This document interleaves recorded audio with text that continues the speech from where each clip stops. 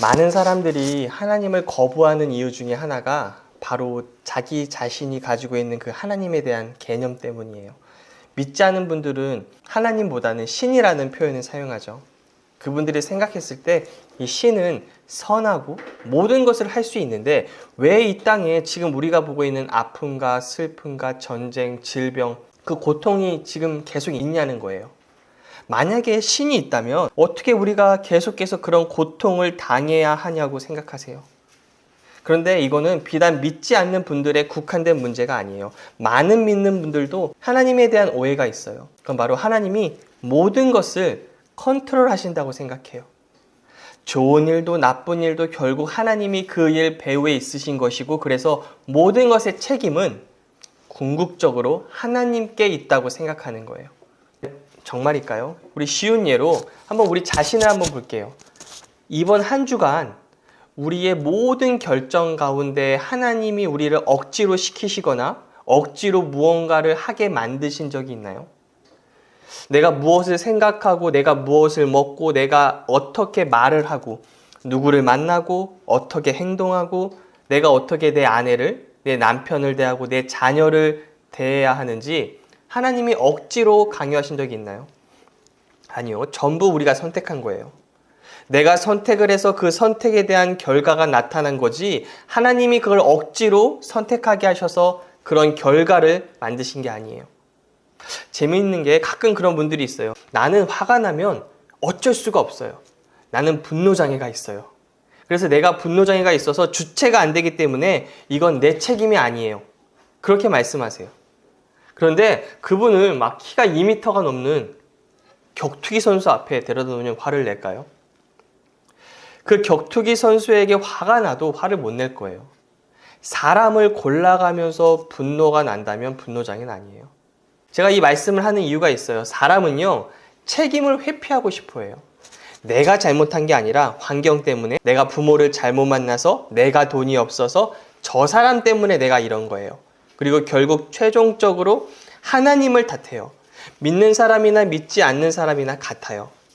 하나님이 도와주지 않아서, 하나님이 가만히 있어서, 하나님 때문에 이렇게 된 거예요. 그렇게 책임을 회피해요. 그런데 이건 아담 때부터 시작이 되었어요. 하나님이 아담에게 먹지 말라고 한 것이 있어요. 선악을 알게 하는 나무의 열매죠. 창세기 2장 16절부터 17절 읽을게요. 여호와 하나님이 그 사람에게 명하여 이르시되 동산 각종 나무의 열매는 내가 임의로 먹되 선악을 알게 하는 나무의 열매는 먹지 말라. 네가 먹는 날에는 반드시 죽으리라 하시니라. 하지만 결국 그 열매를 먹고 아담이 한 말이 있어요. 창세기 3장 11절부터 12절이요. 내가 너에게 먹지 말라 명한 그 나무 열매를 네가 먹었느냐? 아담이 이르되 하나님이 주셔서 나와 함께 있게 하신 여자 그가 그 나무 열매를 내게 줌으로 내가 먹었나이다. 누구 때문이라는 거예요? 하나님과 여자요. 100번 양보해서 물론 그것도 잘못된 거지만 나와 함께 있는 여자라고만 말해도 될 말을 하나님이 주셔서 나와 함께 있게 하신 여자라고 말해요. 이 말은 결국 하나님 때문이라는 거예요. 하나님이 만약 이 여자를 안 주셨으면 이런 일이 없었을 텐데 하나님이 나에게 이 여자를 주셨기 때문에 제가 먹었습니다. 자신의 선택에 책임을 지는 모습보다는 하나님 때문입니다 라고 하는 거예요. 이게 바로 오늘날 인류의 모습이에요. 결국 나에게 일어난 일이나 주위에 일어나는 모든 일들이 우리 인간의 책임이라는 걸까요? 하나님은 아무것도 하지 않으시고 인간이 잘못된 선택을 했기에 안 좋은 일들이 일어난 거지 하나님은 상관이 없다는 건가요?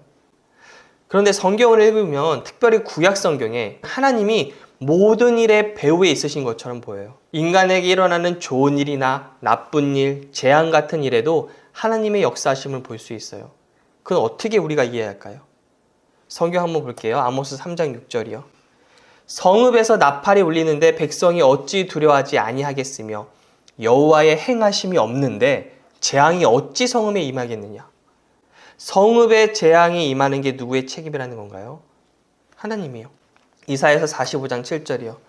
나는 빛도 짓고 어둠도 창조하며 나는 평안도 짓고 환난도 창조하나니 나는 여호와라. 이 모든 일들을 행하는 자니라 하였노라. 누가 하는 거라고 해요? 여호와 하나님이요.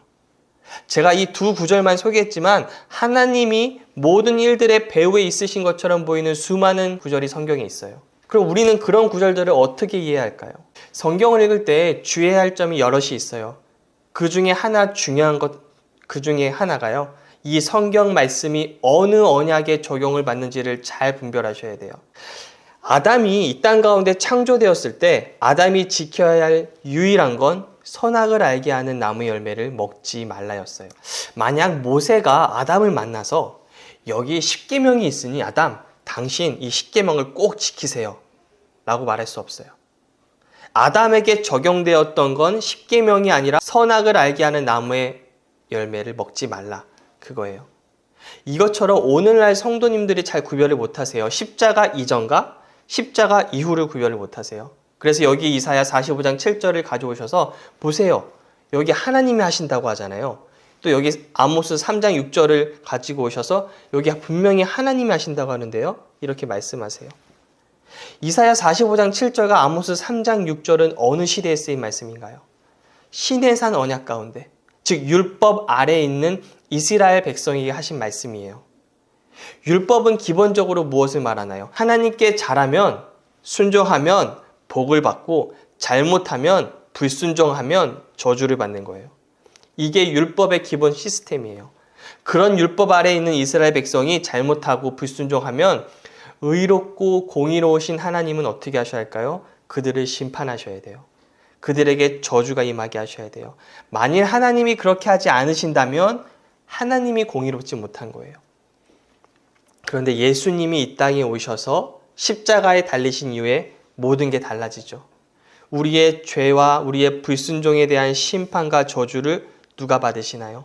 예수님이 받으세요. 고린도후서 5장 21절이요. 하나님이 죄를 알지도 못하신 이를 우리를 대신하여 죄로 삼으신 것은 우리로 하여금 그 안에서 하나님의 의가 되게 하려 하심이라. 하나님이 분명히 우리의 잘못에 대해서 우리를 심판하시고 우리를 정죄하시고 우리에게 모든 책임을 물으셔야 하는데 그 모든 잘못을 예수님이 대신해서 짊어지시고 우리가 받아야 했던 심판과 저주를 받으신 거예요. 그리고 우리를 이제 더 이상 죄인이 아니라 의인이 되게 하셨어요. 나의 의가 아니라 예수님의 의로움을 주셔서 의롭게 하신 거예요. 의롭다는 건 마치 죄를 한 번도 짓지 않는 상태를 말해요. 하나님이 우리를 보실 때 죄가 없구나, 잘못이 없는 완벽한 모습으로 우리를 보신다는 거예요. 이게 복음이죠. 이게 좋은 소식이에요. 율법은요, 모든 게 나에게 달려있어요. 나의 행동에 달려있어요. 그래서 내가 잘하면 하나님께 복을 받고 내가 못하면 안 좋은 일이 생겨요. 하나님과의 관계가 깨져요. 그리고 그게 당연하죠. 하지만 복음은 나에게 달려있는 것이 아니라 예수님께 달려있어요. 나의 순종과 나의 불순종에 달려있지 않아요. 예수님의 순종에 달려있어요. 이게 바로 좋은 소식이에요. 만약 하나님과 나와의 관계가 나의 행동과 나의 모습에 달려있다면 그건 좋은 소식이 아니에요. 왜냐하면 나는 분명히 넘어질 거고 분명히 실수하게 될 거니까. 하지만 예수님께 달려있다면 나는 평안할 수 있어요. 나는 안전해요. 그런데 한번 생각해 보세요. 우리가 구약시대, 즉 율법시대에 살고 있었던 이스라엘 백성이었다면 하나님을 어떻게 이해했을까요? 하나님은 우리가 잘 행동하면 칭찬하고 축복하시지만 우리가 하나님을 떠나거나 불순종하면 심판하시고 저주하시는 무서운 분이야. 이런 이해를 가지고 있지 않았을까요? 당연히 그런 이해를 가지고 있었을 거예요. 그래서 하나님을 무서워하고 두려워하면서 살았을 거예요. 그런데 그런 이스라엘 백성에게 예수님이 오셨어요. 그리고 어떤 하나님을 소개해 주는지 아세요? 아버지이신 하나님을 소개하세요. 하나님이신데 아버지가 되시는 하나님을 소개해 주세요. 요한복음 17장 6절을 볼게요. 세상 중에서 내게 주신 사람들에게 내가 아버지의 이름을 나타내었나이다. 그들은 아버지의 것이었는데 내게 주셨으며 그들은 아버지의 말씀을 지켰나이다. 이스라엘 백성들은 하나님의 많은 이름을 알고 있었어요. 이미 엘샤다이, 전능하신 하나님, 엘 엘리온, 가장 높으신 하나님, 엘로힘, 창조주 하나님, 여호와 이레, 예비하신 하나님, 여호와 라파, 치료하신 하나님 등등 어려서부터 성경을 공부한 이스라엘에게 하나님의 이름들은 익숙해요. 그런데 도대체 무슨 이름을 나타내었나요? 아버지 하나님을 나타내신 거예요. 요한복음 17장 6절은 아버지의 이름, 아버지의 것, 아버지의 말씀으로 표현되었지만 원어로는 당신의 이름을 내가 나타내었나이다. 당신의 것을, 당신의 말씀이에요. 2인칭이에요. 당신의 이름이 어떤 이름인데요? 아버지. 그걸 알려주신 거예요. 복음서를 보세요. 언제나 예수님은요, 하나님을 아버지라고 말씀하세요. 예수님 주변에 있는 제자들은 계속 예수님이 하나님을 아버지라고 부르는 걸 들었을 거예요. 누가복음 12장 32절이요. 적은 무리여 무서워 말라. 너희 아버지께서 그 나라를 너희에게 주시기를 기뻐하시느니라. 마태복음 6장 26절이요. 공중의 새를 보라. 심지도 않고 거두지도 않고 창고에 모아들이지도 아니하되 너희 하늘 아버지께서 기르시나니 너희는 이것들보다 귀하지 아니하냐. 예수님은 계속해서 제자들에게 너희 아버지, 너희 하늘 아버지, 하나님을요 아버지라고 불러요. 왜요? 요한복음 17장 26절이요. 내가 아버지의 이름을 그들에게 알게 하였고 또 알게 하리니 이는 나를 사랑하신 사랑이 그들 안에 있고 나도 그들 안에 있게 하려 함이니이다. 여기서도 아버지의 이름이 아니라 당신의 이름을 그들에게 알려줬다고 해요. 예수님은 제자들 앞에서 하나님의 이름을 말할 때 엘샤다이의 하나님, 엘리온의 하나님, 엘로힘 하나님 이렇게 부르지 않았어요. 언제나 아버지였어요. 그런데 하나님을 아버지라고 알린 목적이 뭐라고 하시나요? 나를 사랑하신 그 사랑이 그들 안에 있게 하려고요. 잘 들으세요. 그들이 하나님을 아버지라고 할 때, 아, 하나님이 나의 아버지가 되시는구나. 이렇게 할 때 그 하나님의 사랑이 그들 안에 있게 된다고 말씀하세요. 이 아버지라는 존재는 우리의 삶에 큰 영향을 줘요. 어떤 아버지를 만나느냐에 따라 한 사람의 인생은 전혀 달라질 수 있어요. 아버지라는 존재는 우리 삶에 엄청난 영향을 줘요. 저도 요새는 아버지가 많이 좀 그리워요. 특별히 이제 40이 되고 인생에 있어서 그 결정의 무게를 아니까 점점 더 아버지가 생각나요. 아버지가 있었다면 좀 찾아가서 조언도 구하고 좀 이야기를 듣고 싶은데 좀 아쉽다는 생각을 해요. 예수님이 하나님을 아버지로 우리에게 소개시켜 준 거예요. 근데 아버지는 또 종류가 많죠. 좋은 아버지도 있고 안 좋은 아버지도 있어요. 어떤 아버지는 있으면 자녀에게 오히려 악 영향을 줄 것 같은 아버지도 많이 있어요. 폭력을 하는 아버지, 폭언하는 아버지. 하지만 우리 하나님은 너무나 좋은 아버지예요. 저와 여러분은 예수님을 믿음으로 그 아버지 하나님의 자녀가 된 거예요. 요한복음 1장 12절부터 13절이요. 영접하는 자, 곧 그 이름을 믿는 자들에게는 하나님의 자녀가 되는 권세를 주셨으니 이는 혈통으로나 육정으로나 사람의 뜻으로 나지 아니하고 오직 하나님께로부터 난 자들이니라. 예수님을 믿으면 우리 자녀가 돼요. 8장 15절이요. 너희는 다시 무서워하는 종의 영을 받지 아니하고 양자의 영을 받았으므로 우리가 아바 아버지라고 부르짖느니라. 여기서 말하는 무서워하는 종의 영을 받은 이들이 누굴까요? 구약시대의 성도를 말해요. 그들은 율법 아래 있었고 그렇기 때문에 언제나 하나님을 두려워하고 무서워하며 종의 마음으로 섬겼어요. 그게 당연하죠. 잘하면 복을 받지만 잘못하면 불순종하면 심판을 받게 되니 두려운 마음으로 하나님을 섬긴 거예요. 그런데 저와 여러분은요. 양자의 영을 받았다고 해요. 많은 사람들이 이 양자의 영이라고 해서 하나님과의 우리 관계를 이렇게 생각하세요. 우리는 하나님께 실제 자녀가 아니라 양자가 된 거여서 실제 친부모와 자녀의 관계는 아니라 입양된 자녀야, 법적일 뿐이야 이렇게 생각하세요. 그런데 성경 원어에는 이 양자라는 말이 아예 없어요. 후요테시아라는 단어를 사용했는데 이는 아들의 자리에 뒀다. 그 뜻이에요. 아들됨을 말해요. 지난번에 우리 거듭남에 대해서 나누었어요. 거듭났다는 건 다시 태어난다는 걸 말하고 이 말은 위로부터 태어나는 것이고 내 영이 성령으로 태어난다는 의미예요. 내 영이 새로워지는 거예요. 그리고 이걸 다른 말로 하면 하나님의 자녀가 되었다는 거죠. 하나님이 우리를 자녀의 자리에 두셨다는 건 정말 저와 제 아들 이한이의 관계처럼 실제적인 아버지와 자녀의 관계가 된 거예요. 그래서 성도들이 하나님을 무엇이라고 부르나요? 아바, 아빠라고 부르게 된 거예요. 아버지라는 말보다 이제 더 한 단계 나아가요. 아빠라고 부르라고 하세요. 그런데 오늘날 사람들이 강조하는 하나님의 이미지가 있어요. 거룩하고 공의롭고 죄를 미워하시고 심판하신 하나님. 왜 그럴까요? 그렇게 하나님을 소개하면 사람들이 바르게 행동한다고 생각하니까요. 그래서 어떤 분들이 이렇게 말하세요. 오늘날 사람들이 마음대로 죄를 짓고 자기 생각대로 사는 건 하나님 두려운 줄 모르기 때문이야. 하나님 무서운 줄 알아야지. 그래서 하나님을 사람들이 두려워하게 만들어요. 그런데 이게 효과가 있어요. 두려우신 하나님, 심판하신 하나님에 대한 메시지를 계속 듣게 되면 대부분 그 설교를 듣는 분은 바르게 살려고 엄청나게 애쓰세요. 왜요? 하나님께 혼날까 봐요. 무서운 하나님이 나를 심판하실까 겁이 나서 언제나 긴장감 가운데 바르게 살려고 해요. 이게 건강한 관계인가요? 마치 저와 이한이, 제 아들 이한이가 있는데 언제나 이한이가 제 눈치를 보는 거예요. 제가 눈빛 한 번만 주면 고개를 푹 숙이고 얌전해져요. 제가 머리가 가려워서 손을 들면 애가 움찔해요. 때리는 줄 알고요. 겉으로 보기에는 아이가 굉장히 얌전해요. 잘못 행동하지도 않아요. 하지만 그 관계는 심각한 관계예요. 두려움과 공포, 체벌에 의해 이루어지는 행동은 오래갈 수 없어요. 하나님은 이런 관계를 원하지 않으세요.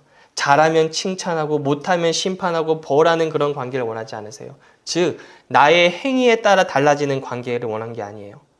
정말 아버지와 자녀의 관계를 원하신 거예요. 끊을 수 없는 아버지와 자녀의 관계예요. 만약 내 자녀가 세상의 손가락질을 당하는 끔찍한 죄를 저질렀어요. 범죄를. 세상이 다 내 자녀를 비난해요. 그런데도 그 옆에 끝까지 서 있는 사람이 누굴까요? 부모님이죠. 형제도 져버려요.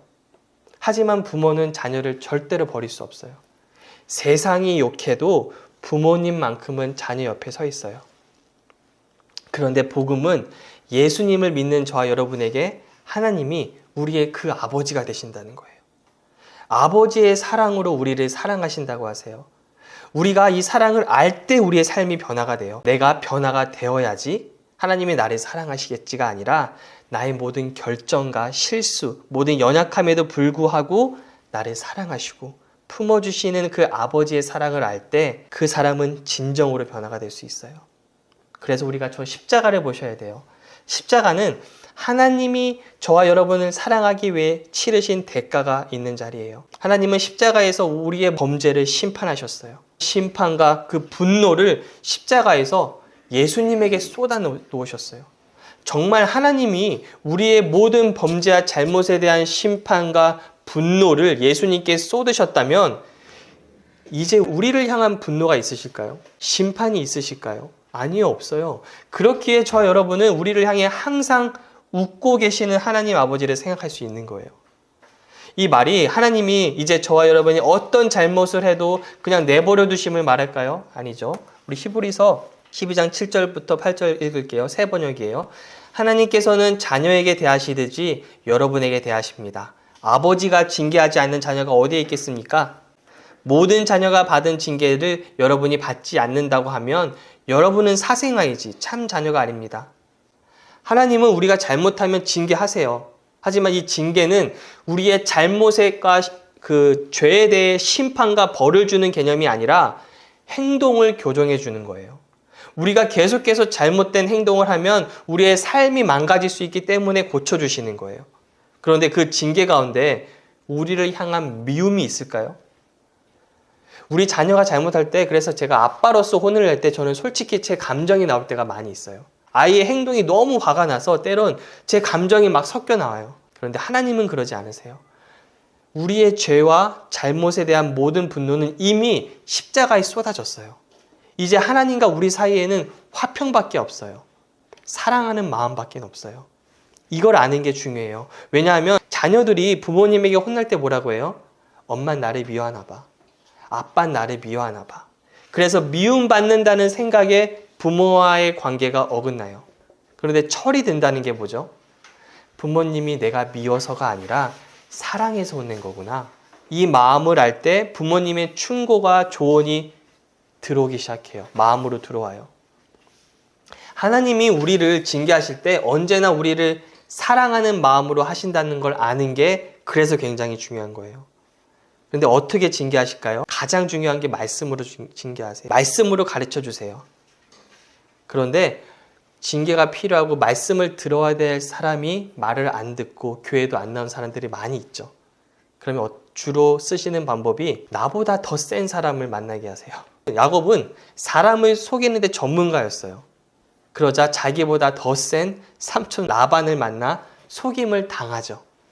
야곱이 속임을 당하면서 어땠을까요? 아, 남을 속이면 안 되는 거구나. 이런 기분이구나. 깨달았겠죠. 내 남편이나 내 남자친구 또 내 자녀에게 불만이 있는데 아무리 말해도 말을 듣지 않죠. 그때 하나님은 더 센 사람을 붙여주세요. 답답하면 더 답답한 사람을 붙여주세요. 답답한 게 뭔지 깨달아 보라고요. 아, 그래서 저렇게 행동하면 답답한 거구나. 나도 저런 모습이 있는데 고쳐야겠다. 이렇게 상황과 만나는 사람을 통해서 고쳐주시기도 해요. 우리가 잘못했다고 교통사고를 주거나 질병을 주셔서 징계하지 않아요. 어떤 아빠가 자기 자녀의 몸을 망가뜨리고 목숨을 위험한 상황에 집어넣어 가르치나요? 그렇지 않으세요. 이 이야기를 끝으로 이제 말씀 나누고 마치고자 해요. 누가복음에 나오는 탕자 이야기가 있죠. 두 아들이 나와요. 둘째 아들이 아버지에게 나아가 지금 나에게 유산을 달라고 해요. 아버지가 죽을 때까지 내가 기다리지 못하겠으니 빨리 유산 달라는 거예요. 불효자식이죠. 누가복음 15장 12절이요. 그 둘째가 아버지에게 말하되 아버지여 재산 중에서 내게 돌아올 분깃을 내게 주소서 하는지라 아버지가 그 살림을 각각 나눠 주었더니 그래서 이 돈을 가지고 먼 나라로 가서 그곳에서 허랑방탕하게 지내면서 돈을 다 써요. 돈이 없자 친구도 떠나겠죠. 살 수가 없어서 돼지를 치는 직업을 가져요. 유대인들에게 있어서 돼지라는 건요 부정한 짐승이에요. 지금도 그들은 돼지고기 먹지 않아요. 그런데 그런 돼지를 키운다는 건 둘째 아들은 지금 최악의 상황에 놓였다는 거예요. 그런데 먹을 게 없자 돼지가 먹는 쥐염 열매로 배를 채우려고 하는데도 그것마저 주는 자가 없어요. 그러자 아버지가 생각이 나요. 15장 17절이요. 18절까지 이에 스스로 돌이켜 이르되 내 아버지에게는 양식이 풍족한 품꾼이 얼마나 많은가. 나는 여기서 줄여 죽는구나. 내가 일어나 아버지께 가서 이르기를 아버지 내가 하늘과 아버지께 죄를 지었사오니 지금부터는 아버지 아들이라 일컬음을 감당하지 못하겠나이다. 나를 품꾼의 하나로 보소서 하니라 하고 지금 아버지께 잘못했다고 말하고 종으로 삼아달라고 해야겠다. 이런 마음으로 말을 연습하고 있어요. 그죠? 근데 이제 아버지가 막 뛰어오세요. 15장 20절이요. 이에 일어나서 아버지께로 돌아가니라. 아직도 거리가 먼데 아버지가 그를 보고 측은히 여겨 달려가 목을 안고 입을 맞추니 아들이 이르되 아버지 내가 하늘과 아버지께 죄를 지었사오니 지금부터는 아버지의 아들이라 일컬음을 감당하지 못하겠나이다 하나. 아버지는 종들에게 이르되 제일 좋은 옷을 내어다가 입히고 손에 가락지를 끼우고 발에 신을 신기라. 그리고 살찐 송아지를 끌어다가 잡으라. 우리가 먹고 즐기자. 송아지를 잡아요. 무엇을 상징하나요? 죄인을 받아들이기 위해서 대가가 필요함을 말해요. 거룩한 하나님이 죄인을 받아들이기 위해 예수님의 죽으심을 말해요. 또 22절 아까 보면은 손에 가락지를 끼고 발에 신을 신기죠. 출애굽기를 한번 생각해 보세요. 모세가 하나님 앞에 섰을 때 하나님 이 땅은 거룩한 땅이니 신을 벗으라고 했어요. 율법을 상징하는 모세는 하나님 앞에서 신을 벗어야 됐어요. 하지만 복음 안에서는 하나님이 신발을 신겨주세요. 엄청난 차이가 생긴 거죠. 또 누가복음 15장 24절이요. 이 내 아들은 죽었다가 다시 살아났으며 내가 잃었다가 다시 얻어노라 하니 그들이 즐거워하더라. 그런데 첫째 아들이 이 잔치 소리를 들은 거예요. 그래서 종에게 물어봐요. 이게 무슨 일이냐고요. 그래서 종이 말하죠. 15장 27절이요. 대답하되 당신의 동생이 돌아왔음에 당신의 아버지가 건강한 그를 다시 맞아들이게 됨으로 인하여 살찐 송아지를 잡았나이다 하니. 그래서 이 첫째가 막 화가 나는 거예요. 그래서 이렇게 아버지께 말해요. 아버지께 대답하여 이르되 내가 여러 해 아버지를 섬겨 명을 어김이 없거늘 내게는 염소 새끼라도 주어 나와 내 멋으로 즐기게 하신 일이 없더니. 지금 화가 났어요. 그런데 자기 동생을 뭐라고 부르는지 아세요? 누가복음 15장 30절이요. 아버지의 살림을 창녀들과 함께 삼켜버린 이 아들이 돌아오매 이를 위하여 살찐 송아지를 잡으셨나이다. 원어로 보면 당신의 아들이라 그래요. 당신 아들이 이렇게 돌아왔는데 굉장히 무례한 거죠. 그러자 아버지가 말해요. 31절이요. 아버지가 이르되 예, 너는 항상 나와 함께 있으니 내 것이 다 네 것이로되 이 내 동생은 죽었다가 살아났으며 내가 잃었다가 얻었기로 우리가 즐거워하고 기뻐하는 것이 마땅하다 하니라. 31절에 예, 너는 여기서 얘가 아들아 라는 말이에요. 그런데 이 단어가 무엇인지 아세요? 테크논, 즉 어린아이를 부를 때 하는 말이에요. 우리 이하니아 같이 어린아이요. 왜 이렇게 표현했을까요? 이 아들이 아버지에게 어떻게 나아갔어요? 내가 여러 해 아버지를 섬겨 명도 어긴 적이 없고 아버지가 시킨 거 다 했는데 왜 나한테는 아무것도 주지 않았습니까? 마치 아버지가 나에게 빚진 것 같이 나가요. 내가 이렇게 말을 잘 듣고 시킨 거 잘했으니까 나에게 주셔야죠. 이런 태도로 아버지에게 나아간 거예요. 마치 행동으로 보상을 받으려고 할 때 하나님은 그 사람을 어리다고 하세요. 그런데 이 허랑방탕한 아들을 뭐라고 하는지 아세요? 아버지의 은혜를 바라고 왔죠. 자기 잘한 건 아무것도 없어요. 그 아들을 후요스라고 하세요. 후요스는 장성한 아들이에요. 내가 잘해서가 아니라 아버지가 좋으시기에 내 자신의 잘난 점을 내세우는 게 아니라 좋으신 아버지, 종에게마저도 후하게 주시는 아버지, 그 아버지의 은혜를 아는 사람은 장성한 아들이에요. 여러분, 하나님을 어떻게 보세요? 내가 잘하면 칭찬하고 순종하며 무언가를 주시는 그런 아버지인가요? 아니면 내가 부족해도 넘어져도 나 자신을 보는 게 아니라 예수님을 통해서 은혜를 주신 모든 것을 거저 주시는 모든 것을 은혜로 주시는 그런 좋으신 아빠인가요? 어떻게 하나님을 보느냐가 우리의 인생 좌우하고 우리의 신앙생활을 좌우해요.